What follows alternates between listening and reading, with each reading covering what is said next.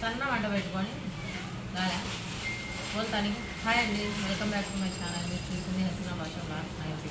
ఇప్పుడైతే బచ్చాలు ఆర్డర్ వచ్చింది మాకు. బచ్చాలు అయితే చేస్తున్నాము.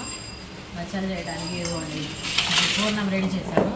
ఈ పూర్ణం ఎలా చేయాలంటే ఫస్ట్ అయితే శనగబ్యాళ్ళు ఒక పడి నానబెట్టుకొని ఉడకబెట్టుకోవాలి. ఉడకబెట్టి మరగబెట్టించాలి. మళ్ళీ లేకుంటే మిక్సీలో అయినా మెత్తగా వేసుకోవాలి. అది పక్కన పెట్టేసి బెల్లం అయితే పాకం పెట్టుకోవాలి. బెల్లం పాకం అరిసెలకు వచ్చినట్టు పాకం చేసుకోవాలి. ఇది పట్టించిన పిండి ఆ పాకంలో వేసి బాగా సన్న మంట మీద ఉడకబెట్టాలి. కొద్దిసేపు ఉడకబెడితే ఇది వారమైన స్టాక్ ఉంటుంది. పూర్ణము ఇట్లా చేసి చల్లారాక ఇట్లా అయిపోతుంది ఈ పాకం. ఇదైతే వారమైన ఫ్రిడ్జ్లో పెట్టుకుంటే ఏం కాదు. దీంట్లో పూర్ణాలు చేసుకోవచ్చు, అన్నీ చేసుకోవచ్చు. ఇది పక్కన పెట్టేసుకోవాలి. బచ్చాలు అయితే పూర్ణం రెడీ అయింది కదా. ఇదిగోండి ఇది మైదా పిండి.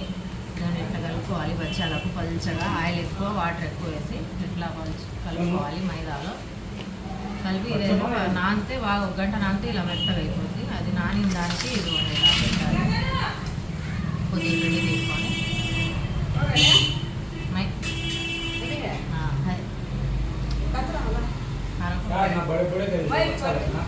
ఇదిగోండి ఇట్లా పిండి చేసి ఆపాచు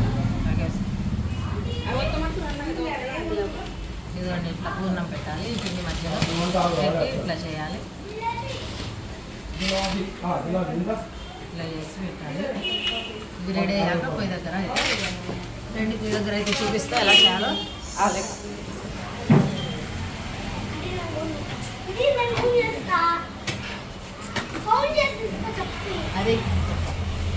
ఇదిగోండి ఇలా ఉడకబెట్టాలి. ఆయిల్ నెయ్యి 2 కలిపి ఇందులో అయితే నీకెందుకురా ఇట్లా సన్న మంట పెట్టాలి. అయితే చాలా టేస్ట్ అయితే బాగుంటుంది.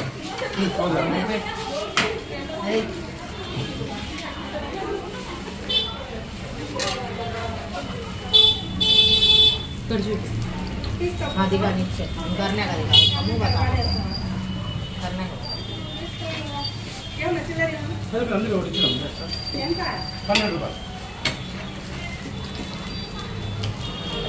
అట్లా వస్తే అట్లా పని చేయాలి. అట్లా రెడీ అయితే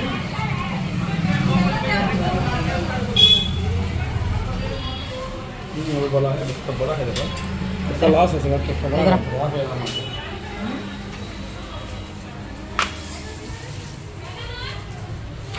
ఇదిగోండి వేడి బచ్చం అయితే రెడీ అయింది చూడండి.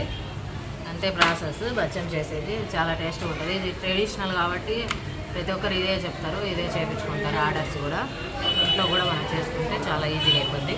ఇది చూడండి లోపల పూర్ణం ఎలా ఉంటుంది.